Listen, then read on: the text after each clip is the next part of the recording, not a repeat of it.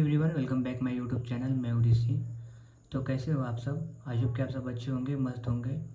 तो आज हम इस वीडियो में बात करने वाले हैं सुपर टेट का सिलेबस थोड़ा सा डिस्कस करेंगे, कौन कौन से सब्जेक्ट कितने नंबर के आते हैं और अपनी प्रिपरेशन हम कैसे करें। तो बेसिकली आप लोगों ने अपना यूपी टेट का देख लिया होगा कि आप लोगों का एग्ज़ाम कैसा गया है और आंसर की भी मिला लिया होगा। तो अगर ओबीसी या फिर एससी एसटी अदर कोई है तो उसको सिर्फ 82 नंबर चाहिए और जनरल के लिए सिर्फ 90 नंबर चाहिए। तो अगर आप लोग अपना क्राइटेरिया पूरा कर रहे हैं तो आप लोग सुपर टेट की तैयारी पर लग जाना चाहिए, क्योंकि सुपर टेट का भी नोटिफिकेशन जल्दी देखने को मिल जाएगा। और अगर आप लोगों का मान लीजिए कोई कारणवश अगर आपका यूपी टेट में नंबर उतना नहीं आ रहा है तो सीटेट का अगर आप लोग पिछला सीटेट दिए होंगे तो उससे भी हो जाएगा। नहीं तो आगे जो कि 6 सितंबर को आपका सुपर टेट का सीटेट का एग्ज़ाम है, तो उसको थोड़ा सा अच्छे से फोकस कर लीजिएगा तो वो हो जाएगा। तो वहाँ से आप सुपर टेट अपना दे पाएंगे अगर सीटेट अच्छे से कर दिए तो।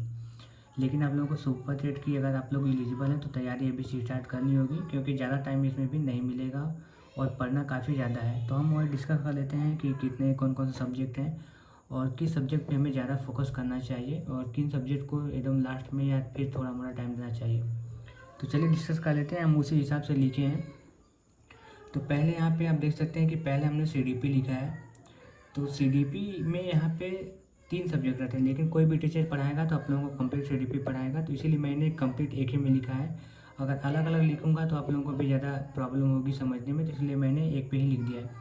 तो सीडीपी यहाँ पे 30 नंबर का है, तो आप लोगों को सबसे ज़्यादा फोकस सीडीपी पे करना है। और आप लोग सीटेट और यूपी टेट में पढ़े ही होंगे, तो वही 50% चीज़ें वही यूपी टेट सीटेट की रहेंगी, बाकी थोड़ी चीज़ें आपको एक्स्ट्रा पढ़नी होगी। तो आपका सीडीपी 30 नंबर का रहेगा, तो इस पर ज़्यादा फोकस करना है। उसके बाद मैथ्स है, मैथ्स यहाँ पे 20 नंबर का है। तो आपको पता होना चाहिए कि मैथ्स सबसे अच्छा सब्जेक्ट है।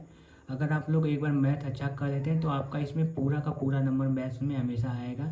तो इसीलिए आपको मैथ्स पे फोकस करना होगा और मैथ्स में कम से कम पेपर में आपको 18-19 नंबर के आसपास में करना होगा। तो यहाँ पे मैथ्स 20 नंबर का रहेगा। और आगे बात करते हैं हिंदी की। तो हिंदी भी 20 नंबर का है, जिसमें कि इसमें 10-10 नंबर डिवाइड है। 10 नंबर आपका ग्रामर से रहेगा, ठीक है, 10 नंबर ग्रामर से रहेगा और 10 नंबर आपका पैरा रहेगा, पैराग्राफ, इसमें गद्य पद आएगा। तो ऐसे करके यहाँ पे डिवाइड है हिंदी का। तो हिंदी 20 नंबर का है, तो लैंग्वेज पे भी आप लोगों को फोकस करना है और यूपी टेट में पढ़े ही हैं तो काफ़ी ईजी रहेगा।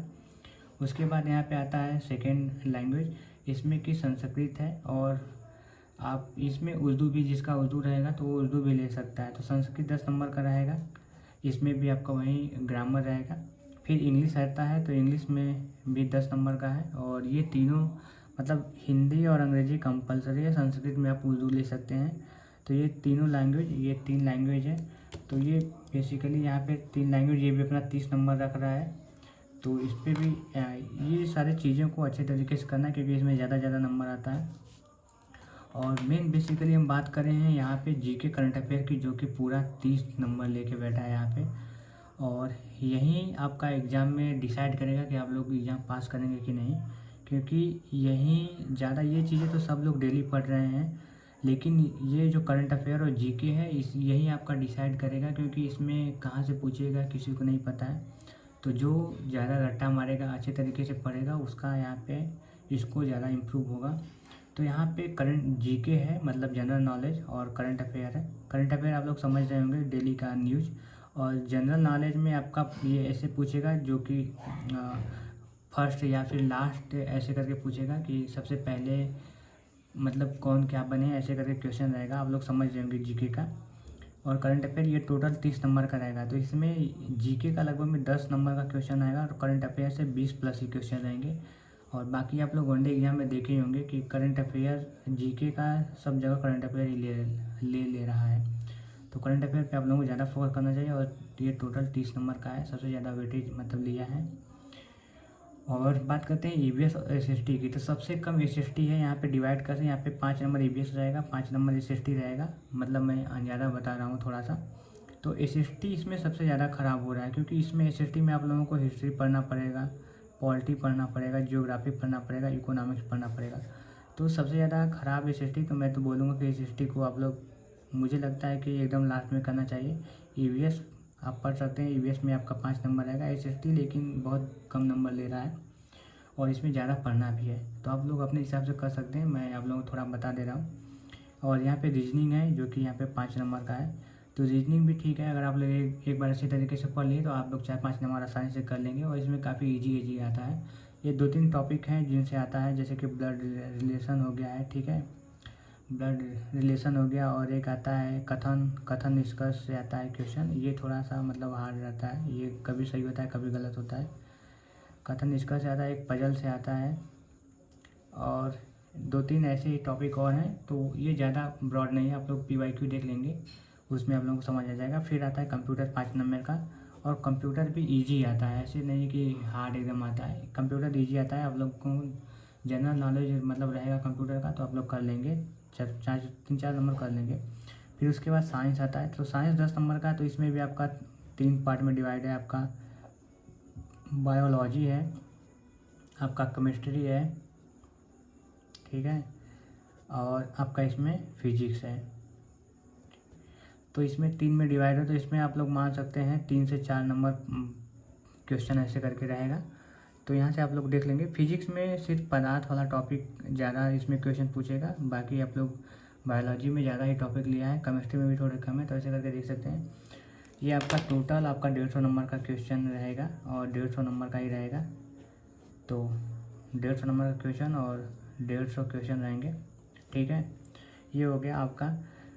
तो आप लोग मतलब सब्जेक्ट देख लिए होंगे कैसे कैसे है, तो आप लोगों को ऐसे ही तैयारी करना है। और आगे हम देख लेते हैं कि आप लोग को तैयारी कैसे करना चाहिए। तो देखिए, अगर आप लोग कई लोग होंगे जो कमेंट भी कर रहे हैं कि बुक बताइए, तो मुझे लगता है कि आप लोग बुक के पीछे पढ़ेंगे तो काफ़ी ज़्यादा बुक हो जाएंगी और उसमें बहुत ज़्यादा छाटना आपको पड़ जाएगा, क्योंकि CDP की बुक देखेंगे तो CDP की काफ़ी मोटी मोटी बुक रहती है और उसमें आप लोगों को छाटना पड़ेगा, तो वो थोड़ा प्रॉब्लम देगा आप लोगों को। तो इसलिए मैं बोलूँगा कि आप लोग एक कोई बैच ले लीजिए, वहीं से आप लोग कंप्लीट कर लीजिए, आप लोग आसानी से पास कर लेंगे। तो बैच का बात करें तो उसमें आप लोग फेमस, जैसे कि आप लोगों को पता ही होगा कि सचिन एकेडमी है, तो उनका अगर आप लोगों को समझ में आता है तो वहाँ से बैच ले सकते हैं, या फिर RW से या फिर TW से। अदर आप कोई भी ले सकते हैं, लेकिन मैंने नॉर्मल 3 मुझे जहाँ से लगा तो मैं आप लोगों को बता दे रहा हूँ। और बुक अगर आप लेना चाहते हो तो आप लोग एग्ज़ाम कार्ड से या फिर यूथ से कोई भी बुक ले सकते हैं अपने हिसाब से। मैं बुक के बारे में आप लोगों को नहीं उतना बताना चाहता हूँ, क्योंकि बुक लेंगे तो आप ज़्यादा ही परेशान रहेंगे। और बेसिकली अगर आप लोगों का कमेंट रहेगा तो मैं एक प्रॉपर वीडियो बुक पे ले लूँगा कि कौन सारे सब्जेक्ट में कौन कौन सी बुक लेना चाहिए। कमेंट करिएगा आप लोग, अगर आप लोगों को बुक चाहिए ही तो मैं आप लोगों को कमेंट मतलब दूसरे वीडियो में बता दूंगा कि कौन कौन सी बुक सारे सब्जेक्ट की लेनी चाहिए अलग अलग। और आप लोगों को पता होगा कि टेस्ट सबसे ज़्यादा कंपलसरी है, टेस्ट आप लोगों को देना है। अभी स्टार्ट करिएगा कि वीक में 1-2 मॉक लगाइए, फिर एग्ज़ाम से पहले आप लोग डेली मॉक लगाइएगा। तो इसमें आप लोग मॉक टेस्ट बुक से दे सकते हैं या फिर RW से। टेक्स्ट बुक आपका पेड रहता है, ठीक है, अभी तो पता होगा। RW पे फ्री रहता है, यहाँ पे वीकली आता है। तो अभी तो मैंने नहीं देखा है कि सुपर टेट का कोई आ रहा है नहीं, लेकिन मुझे लगता है कि अगले संडे से यहाँ पे मॉक स्टार्ट हो जाएगा, तो वहाँ से वीकली कम से कम लगाइए अभी फ़िलहाल में, बाकी फिर डेली लगाते रहिएगा। तो लगभग में सारी चीज़ें मैंने बता दी है। इसके अलावा आपका कोई भी क्वेश्चन आता है तो आप वीडियो में कमेंट कर सकते हैं या फिर मुझसे बात कर सकते हैं। तो आप मुझे इंस्टाग्राम पे मैसेज कर सकते हैं, MIDC शर्मा या फिर MIDC ऑफिशियल, ये दोनों इंस्टाग्राम हैंडल चलता है। तो चलिए, इसके अलावा आपका कोई भी क्वेश्चन आता है तो आप यहाँ पर कमेंट कर दीजिएगा, मैं रिप्लाई वहाँ पर कर दूँगा। तो फिर मिलते हैं किसी नेक्स्ट वीडियो में। Thank you.